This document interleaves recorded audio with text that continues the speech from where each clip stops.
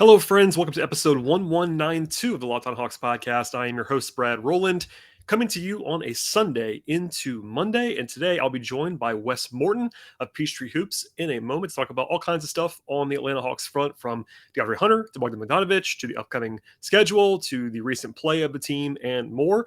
We recorded this interview on Sunday afternoon before the injury report came out for Monday's game in Detroit. So I want to update you here at the top of the podcast. It's actually good news for the Hawks relatively. Onyeka Okongwu is no longer on the injury report at all, presumably clearing the way for him to play on Monday after he's missed a couple games with a concussion. The other thing was Kevin Huerter's status. Of course, he left the game early on Friday, and Huerter's listed as questionable with what the Hawks are calling left shoulder soreness for Monday's game. So that's sort of an uneven report in some respects. But the Hawks did have a practice earlier on Sunday in Washington, D.C. before they flew to Detroit. So they've at least seen him and evaluated him. No other updates at this point in time, but that's the latest. Only one guy in the injury report altogether, and that is Huerter. Collins is off the injury report, Okongwu off the injury report, etc. So pretty good news for the Hawks as they go to Detroit in a game they should probably be favored to win. Let's just say that. Although the Pistons have been playing better recently, the Hawks are the better team, and even on the road, that's a game that, of course, they have to try to get right now as they try to push for each and every victory down the stretch of the season. Okay, with that out of the way, we'll have the intro, and then we'll hear from myself and Wes Morton. You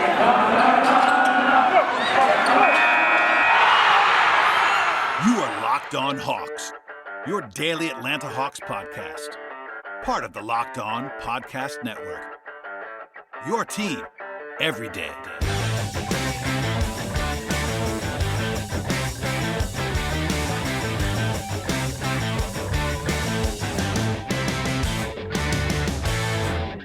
I am joined now by friend of the podcast, a writer at Peachtree Hoops. Wes Morton is here. Hello, sir. How are you? Hi, I'm doing pretty good. How are you doing? I'm living the dream. I'm playing a road game on this Sunday evening. We're recording this in the afternoon. I'm not at home, as people can see by my background. And this YouTube thing, man, it's a challenge for me. No camera today. We're kind of just flying blind, but that's okay, because the audio is what matters most on a podcast in my mind. But it is a good time to remind everybody to subscribe on YouTube if they like to support the show. That's been huge, and people have told me, my higher ups say that that's important. So go ahead and do that, and also follow Wes. You can see his info on the screen, and we'll sort of plug him throughout this podcast. But Wes, it's an interesting time for the Hawks. It's early March. They finally won 2 games in a row, and they play on Monday. And I got into this a little bit before I brought you in, but they finally have an elusive chance to get back to 500 for the first time in a while, and they have to do that in Detroit. And we'll kind of talk about that game at some point along the way here. But how are you feeling about the Hawks right now? There's lots of mixed feelings out there I've found when reading and listening to people, but where's your head at with the Hawks right now? Yeah, I mean, thus far in the season, it's, probably a little disappointing that they're looking at the play-in, I think a lot of people are expecting a top 6 finish. It's going to be extremely difficult to get there from where they are in the standings. But, it is what it is. Like I said, they've dealt with certain things, certain injuries. They've had some guys, had some slow starts due to offseason surgeries. The defense we know isn't as good as it needs to be. They've been bottom 5 the majority of this season. So, I think you just sort of have to shift your expectations a little bit. They still have plenty to play for going forward. They've got, like I said, they got Detroit coming up. They've got an easier back half of the schedule. I think your goal at this point is, continue you've kind of locked in the rotation at this point. Nate likes to go 9 or 10 deep, and he hasn't really shifted his rotation much recently. So, just keep playing that, treat everything like it's a playoff environment and see how high you can climb. If you can climb to the 7 or 8 spot in the play-in tournament, then you get,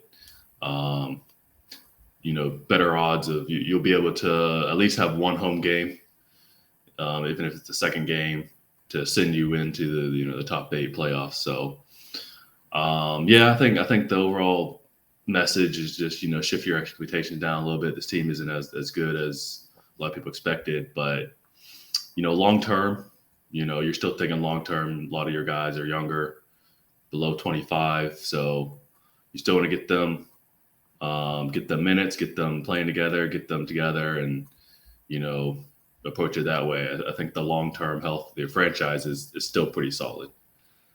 Yeah, I would agree. And it's interesting. I did a little bit of this last week on the show, but it's kind of like funny how you can frame this recent play from the Hawks, because if you go back to MLK Day and what was a pretty big win against Milwaukee on a national stage, you go back from there, they're actually 14-7 in the last 21 games, which is actually like what they're supposed to be doing this season. That's winning 2/3 of their games. If they had done that, no one would have been upset at all about this season for the most part. But also, that was a 7-game winning streak at the beginning of that. So if you want to go back not quite as far to like January 31st, they're 7-7 in the last 14. So it's like, however you want to frame this, or if you want to do even more closely to now, they're 5-2 in the last 7. So it's like all about like arbitrary endpoints, basically, in seeing how this team is playing. And yes, they've been playing better recently. And I've said this before, but they only have one bad loss in like almost 2 months at this point. Granted, they've had some games in there in which they probably should have won, that should have maybe qualified as bad losses. Like they've blown some leads against pretty good teams. But if you look at the schedule, the only game that you would say before the game started that it was actually a bad loss if they lost the game was the San Antonio game. And every other one besides that, like they lost in Boston, they lost in Chicago, they lost in Boston again, they lost in Dallas, they lost in Toronto, they lost at home to Toronto in a winnable game, but still, that's a playoff team.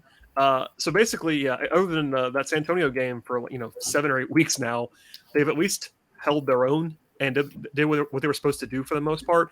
It's just that they dug themselves a hole, which is not breaking any new ground here. But it really is kind of interesting to think about the perception of this season. If things had started better, or if they didn't have that COVID outbreak in the middle of the season, or if they had just kind of stolen a couple more of these games. But I kind of agree with you at the end of the day. Like, you kind of have to adjust your expectations just a little bit.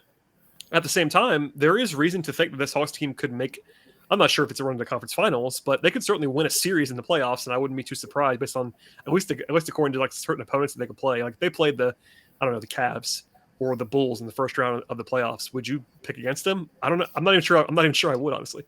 Yeah. I mean, that's definitely a good point I wanted to bring up. Is the East it's very deep for sure, but the top of the East is maybe not quite as dominant as certain seasons in the past. Any season that had a LeBron team, for example. You're always worried of trying to go into Cleveland or Miami or something and try to win there. But the Hawks have actually done fairly well against the current top 6 in the East. I was just looking at it before the last game, the last Bulls game. Actually, they're right at about 500 against the current top 6, which is the Heat, Sixers, Bucks, Bulls, Celtics, Cavs. They've generally been competitive when it hasn't been, the stretch where they were the hardship Hawks and missing a whole bunch of guys. So, yeah, I mean, normally when you come into the playoffs as say a 7 or 8 seed, like you're generally dead in the water. Like, you don't see those upsets happen very often. But this could be a year where maybe a 7 seed goes into a 2 seed and upsets them, just because I think the quality teams are pretty close. We've seen the Hawks, they tend to, in a general sense, tend to play, a little bit above expectations when they're on, national TV or you're going back to last postseason. They brought their A game for most of that postseason run. So could be a team that's, maybe is able to peak going into the playoffs and catch fire, get the right matchup. I mean, we saw that with the Sixers series last year where, by all accounts, the Sixers were a better team than the Hawks, but they matched up just well enough. They got enough shooting. They got enough clutch play. Not saying there will be a repeat of that, but I think the chances are that a 7 or 8 seed Hawks could give a top seeded team a good matchup in the postseason. For sure. I have a couple more things to ask you about, including the recent play and maybe DeAndre Hunter, etc. on this podcast. But first, a word from our sponsors.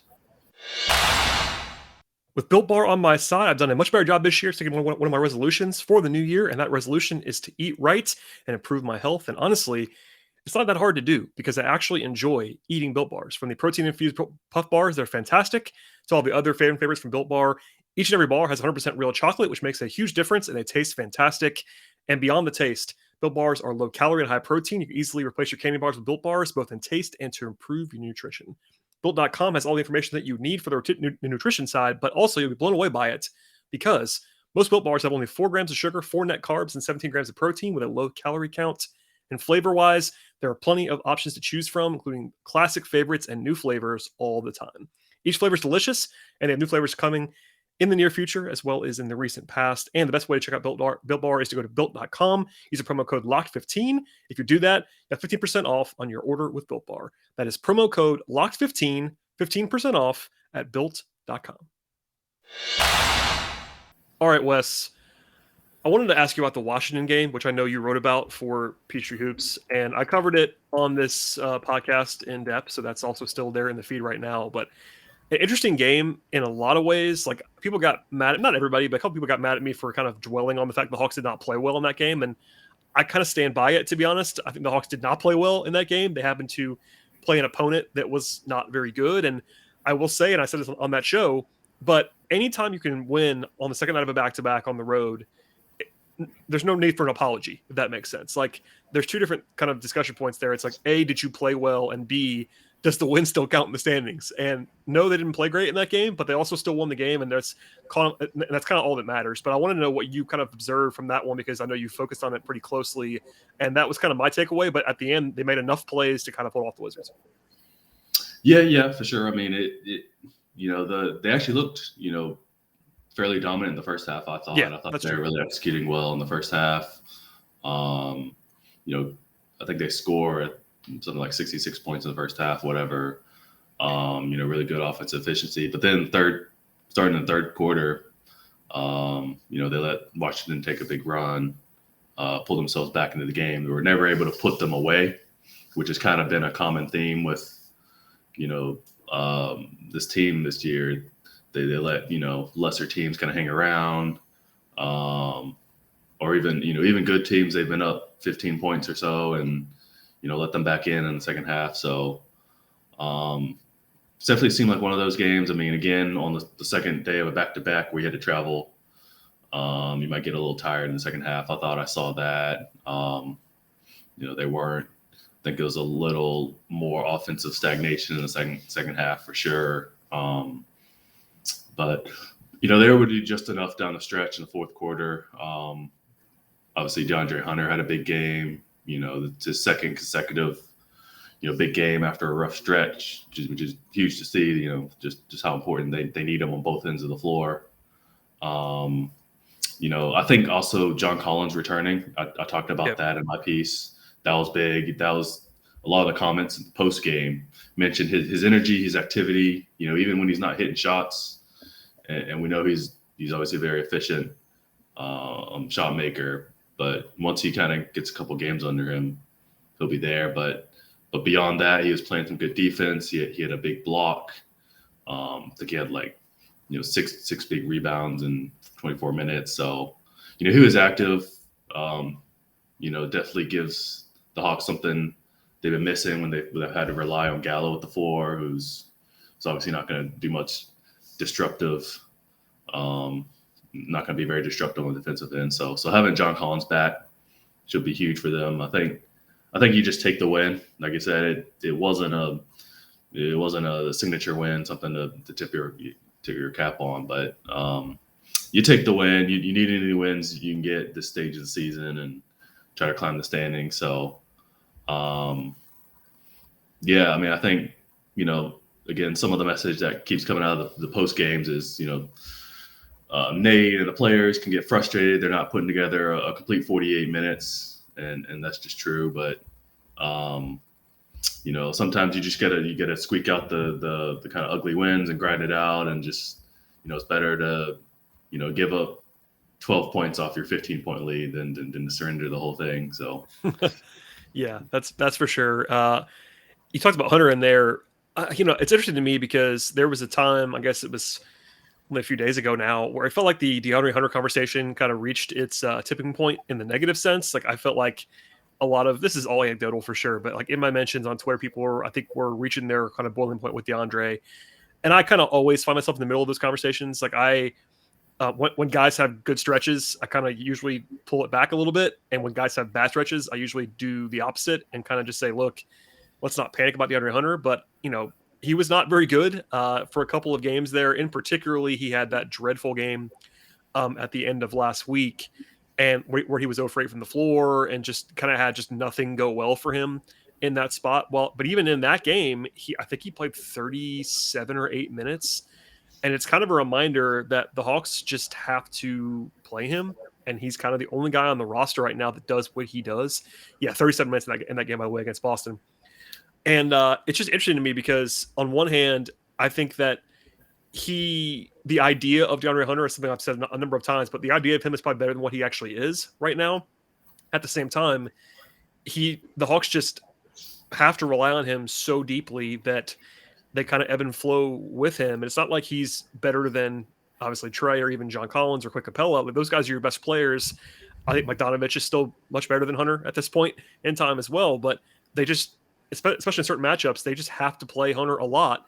And if he's not good, it really drags them down. So I wonder what you took from these two sort of up games from him when he played legitimately well against Chicago and Washington. Like, is it like, are you worried at all at this point? Was it just some noise before that? Are these two games noise? Like, are you comfortable with him right now in terms of moving forward and currently in the present rotation? Yeah, I mean, I would say that the rough stretch he was having, I would call that. I mean, that's just kind of one of those rough stretches. I don't think that's indicative of him, regressing or backsliding. Kevin Chouinard brought up the fact that never heard obviously DeAndre was hurt. He took a tough fall. Yeah, we can debate the intensity of the play or whatever, or the dirtiness of the play, I guess. But he fell hard on his wrist. And since then, he had some issues with turnovers, issues with his shot. So maybe it's just a case of coming back from that injury. Just maybe the wrist wasn't 100%, but.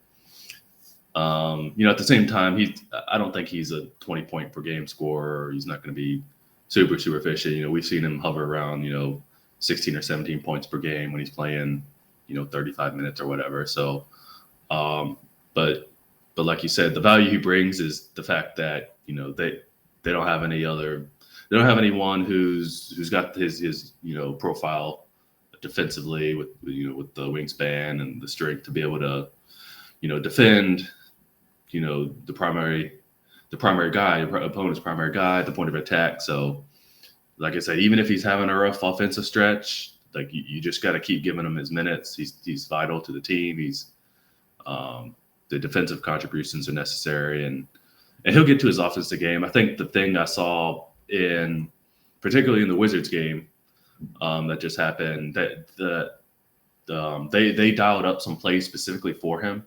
Specifically to get him matched up on Halu Neto. Obviously, Neto's like a small point guard. He's not going to defend him very well. And they got switches there, but let DeAndre go to work just to see just to get him some buckets, see the ball through the net. So it looked like they were they've been trying to actually get him going on the offensive end. And so that's just something you kind of got to do with a struggling player. Sometimes you drop a certain play, try to get him the ball. I think that was big for him. And he said after the game, he acknowledged the last couple of games, beforehand he was having a rough stretch, but he was saying, hey, my confidence isn't wavering. I know who I am. I know the quality of player I am. So, I think this stretch is a little bit more indicative of what he should give the Hawks going forward. Maybe a little bit less volume on the offensive end, but he's still a solid player. Like we forget that this is just his third year. He's missed chunks of his first 3 years with injuries, so he's still kind of gaining his feet. So I certainly wouldn't hit the panic button on his play at all. Just because of that one stretch.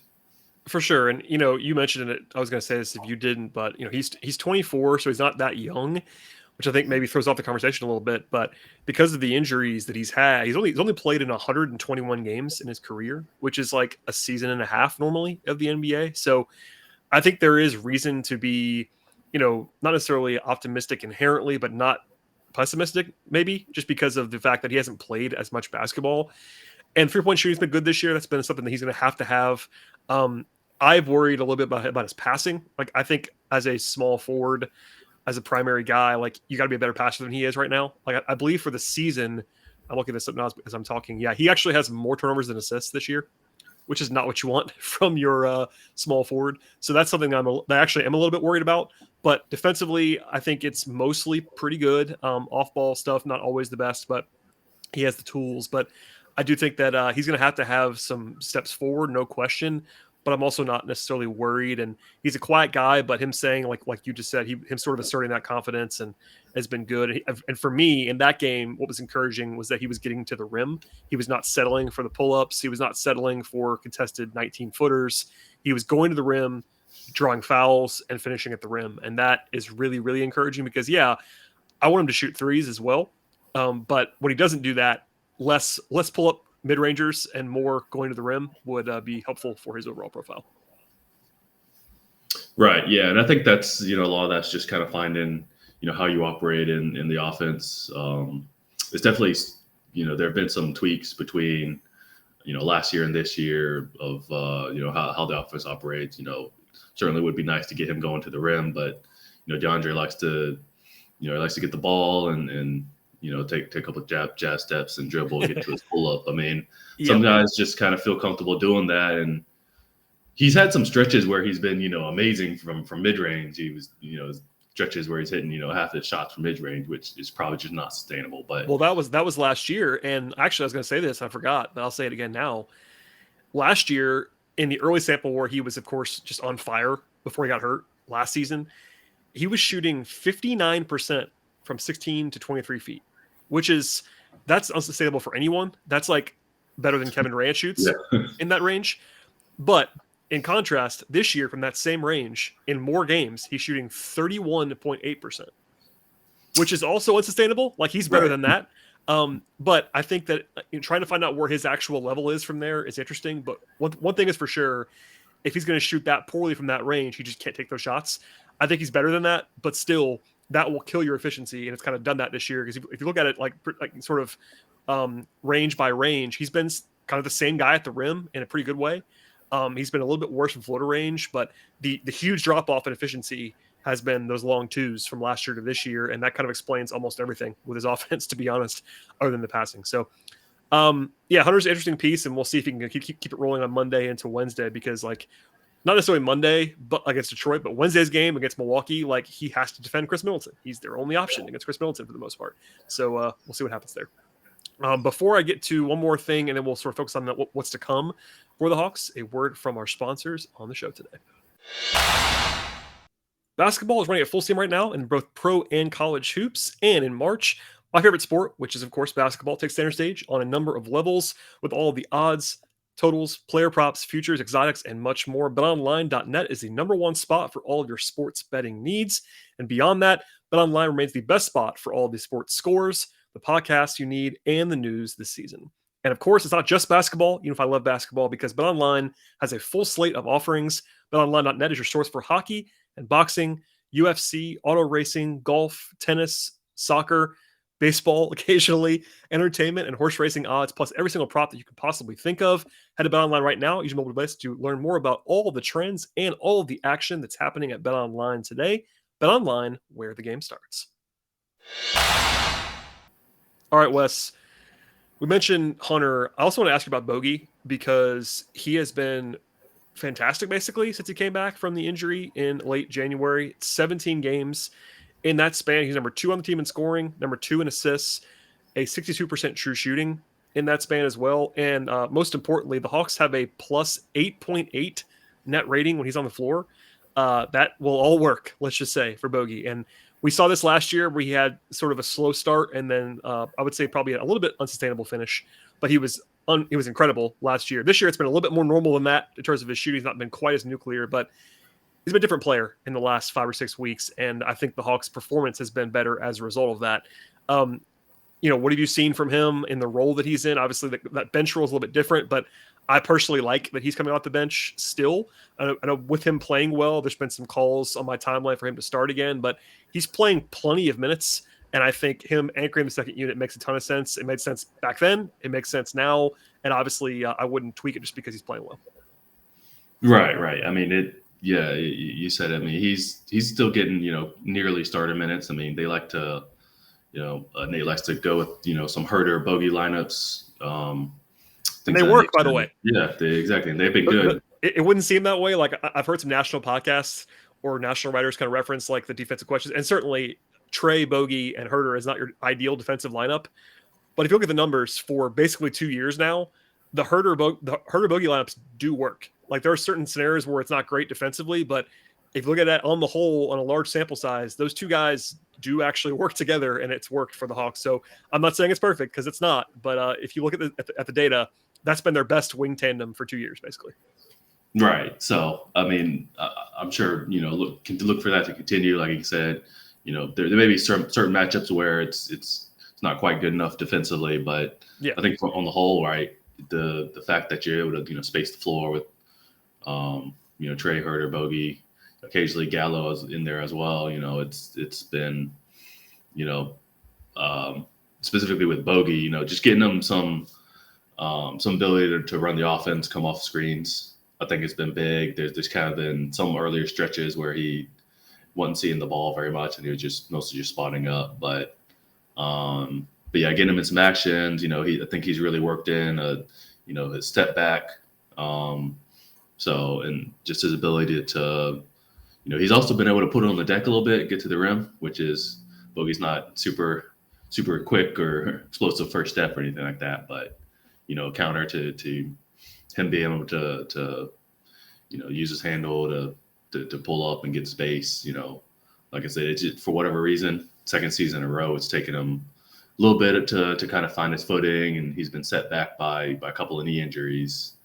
But yeah, I mean, I think what, like you said earlier, what he's doing right now is probably sustainable, unlike second half of last season where he was shooting, something north of 45% from three. Like 49. 49%. So, and yeah, unless you're Steph right. Curry, so he's at about Go ahead. Right. So, I mean, even Steph Curry, right, had his own, hot stretch earlier this season and kind of slowed down. But, he's at about 40% 3-point shooting since he came back from his injury, good number of attempts. Again, just being able to work off of Trey for sure. They're using less, they're using last year, they would just go a backup point guard and just have Herter and Bogey in there. They're doing that less. They always have either DeLon or occasionally Lou when he was healthy in there. So I think that gives a little bit more versatility. It's not, sometimes there wouldn't quite be enough ball handling with just Herter and Bogey, but having the three of them, the two wings and a point guard in there, I think they're able to keep the offense rolling, keep the offense moving. And I think it's kind of hard to tell from the data, but I think he's starting to hold up a little better defensively. I mean, certainly I think Herter's better at that at the moment. So if you have to, like, he's going to be the primary guy on defense. But yeah, I mean, I think he's kind of finally settled into his role. I think he's in a position where he's able to continue to contribute. I don't really see any need to move him to the starting lineup, just based on the fact that it's been working for the most part. Yeah, he's been huge, and it's kind of this, not the same thing, but very similar to last season, where I was banging the drum for months that probably the most underrated change last year between the Hawks being what they were early and what they were late was Bogey. I think obviously there was a lot of attention paid to Nate taking over and getting a little bit healthier, et cetera. But Bogey was a different guy in the second half versus first half last year, and that was a huge difference. This year, it's been pretty much the same thing. He has been a different guy since he came back, and it's been a lot to unlock with the Hawks being 14-7 in their last 21 games. Before I let you get out of here, I do want to ask you about the next week or so. They have 5 games in the next, I think it's like 7 days, maybe 8 days, and they go to Detroit on Monday. They go to Milwaukee on Wednesday. That's going to be a headliner for sure. And then they come home next weekend for 3 games in 4 days at home. They play the Clippers on Friday, and then a home back-to-back against the Pacers and the Blazers. I'll say this: as long as Trey is playing and they have like kind of reasonable health elsewhere, they're going to be favored in 4 of those 5 games. Obviously, Milwaukee, as long as they are full strength, the Hawks are not going to be favored on the road in Milwaukee. But they're better than Detroit. They're better than Clippers in my mind, at least as good as Clippers. Plus, they have home court advantage. And then the Pacers and Blazers are both in rebuild mode. So I would circle this stretch as one that is certainly pretty interesting. And you got into it a little bit earlier, but the Hawks, I believe, have the second easiest schedule strength the rest of the season, according to win percentage. So it opens up a little bit, but in particular, this 5 games, I feel like you want to get greedy and go out and like go 4-1. Obviously, you could even. It's not possible. It's not impossible that they can win in Milwaukee too. But I think like if you want to make a run here, going 4-1 this week would be a way to start that off. Right. Yeah. So yeah, absolutely. With the easy schedule, and it looks like the Hawks are getting back healthy, getting John back. Basically only lose out, Kongu's out with the concussion protocols, but with good health, I think they just being able to settle in and take care of business. They've got a. I didn't really look to see the splits of home versus away, but it's about even. They don't have any super long road trips left. It doesn't look like. So just this Detroit, Milwaukee. I mean, they have one extra road game the rest of the way. It's they have 19 left. I believe it's 9 at home and 10 on the road. So pretty even. Yeah. So, I mean, looking directly at the Detroit game. I mean, it's pretty clear. Like I said, Detroit and Indiana are pretty much rebuild mode. If you're a team and the Hawks think they're a team that they can be in the upper echelon of the East, like they need to put away those sorts of teams. So, I mean, I think this is, again, a good test of, you're starting to dial up into your playoff mode, your playoff rotation, playoff intensity. It should be a good test of where they're truly at coming down the stretch here. The Milwaukee game should be tough. They've actually, I believe they're actually 2-0 against Milwaukee so far this year. They always play the Bucks fairly well, and that's Milwaukee has not quite been as good as we thought they were going to be during the regular season this year. The Hawks beat them in November, and they beat them on MLK Day. So yeah, I believe they are 2-0 against them. But Milwaukee at home, different animal. You would imagine that's a game that is we'll see in terms of like what the Hawks are capable of doing. But we all know if the Hawks play their A game, they can win that game. Like there's no question about that. It's just an interesting spot to see if they actually do have it in them to play consistently at that high level. And before I forget, by the way, Detroit is not good, but they're 5-2 in their last 7 games. Like I don't know if that's like noise. I'm sure it's a little bit of noise, but they're actually playing much better basketball. So that's just worth keeping an eye on because they are definitely bad, but they have some talent and they're playing better recently. So not a total walkover. Like it's a road game, if nothing else. The Hawks will be favored in that game, but like I will stress, nothing is a given on the road in the NBA. Nothing. So and play well in that game. Yeah, absolutely. Yeah, I mean, road games are what they are, and just having to, go up to Detroit. They got Milwaukee right after that. So, I mean, it wouldn't be the end of the world if they drop one in Detroit, like you said. But they need to at least go 2-2 over the next 4, I would say, to feel somewhat good. I mean, you got to be thinking about 3-1 with that. I mean, yeah, I think these next 5, if they're not at least 3-2, you start worrying a little bit about their not making the play in, because that's the last thing I was going to ask you is like what your projection would be for the rest of the season, just because KD's back for Brooklyn at this point, which we kind of all know, and they're about to lose actually as we're talking in Boston, but that's it's in Boston. It's not a bad loss, but at the moment, and when Brooklyn loses that game, there'll be a 3-way tie as we record this between the Nets, Hornets, and Hawks. I've said the last couple times that people asked me about this, I've picked the Hawks to finish 9th. And I think I still would, but I think that they are more likely to be 8th than 10th because of I don't really believe in the Hornets, to be honest. And I wonder if you agree with that, or what kind of where you think the Hawks are going to finish if you had to guess right now with 19 games to go. I think they could honestly climb up to 8th. I mean, I think the uncertainty in Brooklyn is obviously KD's back, and that's great. I mean, there's still a lot of uncertainty with. When is Ben Simmons going to debut? And Kyrie, when and how can he play? That's always the question. Yeah, can he play? Like, what's he going to do? What's he going to, he's going to ramp up his his fitness and all that. Kyrie Irving still, a part-time player at this point. Doesn't look like there's going to be a mandate change to his status there. So, I mean, I just think Brooklyn's got too much happening with the big stars on the roster. I think the Hawks, like I said, getting everyone healthy back, I think they could climb. I mean, I think they're just generally a better team than Charlotte. Me too. They're not a better team than Brooklyn if Brooklyn had all their pieces available. But as it stands now, I think they're going to kind of outshoot them. And they could even, they could even possibly threaten the Raptors if they kind of collapsed on the stretch. But yeah, I mean, they're only 3 games.